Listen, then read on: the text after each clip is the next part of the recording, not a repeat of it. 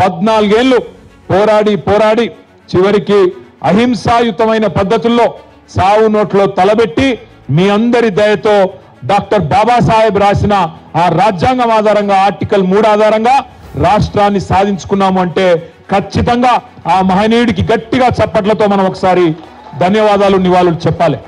10 ఏళ్ల పాటు అద్భుతంగా అభివృద్ధిని సంక్షేమాన్ని జోడెద్దుల మాదిరిగా జోడించి ముందుకు తీసుకొని పోయినాం. దేశంలో ఎవరు ఆలోచన చేయలేదు.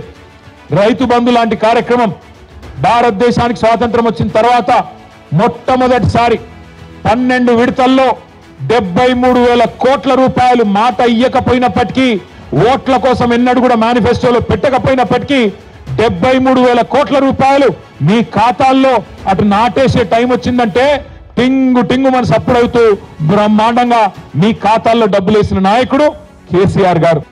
నువ్వు కొట్టుడు కాదు, నువ్వు నిలవాడు, సరిగ్గా నిలవాడు, కట్టలేకుండా నిలవాడు అంటుండు.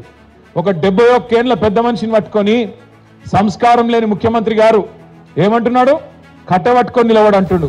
నేను చెప్తున్నా ముఖ్యమంత్రికి, రేవంత్ రెడ్డి గారు నీకు సంస్కారం లేకపోవచ్చు, ఈయనకు కేసీఆర్కి ఏమైనా పోలికున్నది? అసలు కేసీఆర్ ఏమో హిస్టరీ, కేసీఆర్ అంటే హిస్టరీ, రేవంత్ రెడ్డి అంటే లాటరీ.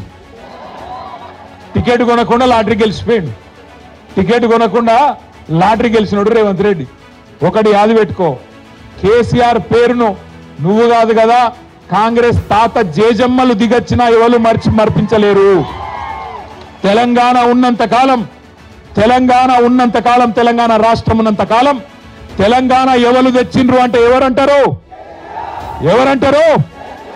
మరి గిట్లున్నాక ఆయన ఏం బిక్తాడు నాకు అర్థం కాదు. బాజాప్తా పోతాం, ఖచ్చితంగా కొడంగల్ పోతాం, నీ సంగతి ఏందో చూస్తాం.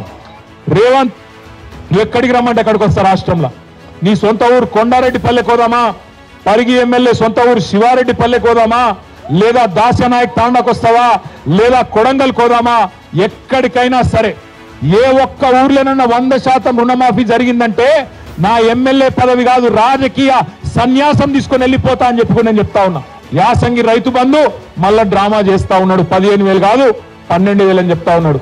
అందుకే నేను మా రైతన్నలందరికీ ఒకటే విజ్ఞప్తి చేస్తున్నా, గుర్తు పెట్టుకోండి, ఎగ్గొట్టిన వానాకాలం రైతు బంధు కూడా మీకు రేవంత్ రెడ్డి బాకీ ఉన్నాడు.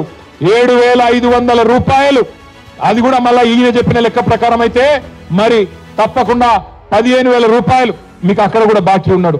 చిన్న గుణం ఉన్నాడు అని నేను ఉత్తగానే అనలే, ఒక ఇట్లాంటి చిల్లర పనులు చేస్తాడు కాబట్టే చిన్న గుణం ఉన్న ముఖ్యమంత్రి అన్న. అందుకే ఖచ్చితంగా ప్రభుత్వాన్ని నిలదీస్తూనే ఉండాలి, మాట తప్పిన ప్రతి సందర్భంలో ప్రశ్నిస్తూనే ఉండాలి, అడుగుతూనే ఉండాలి.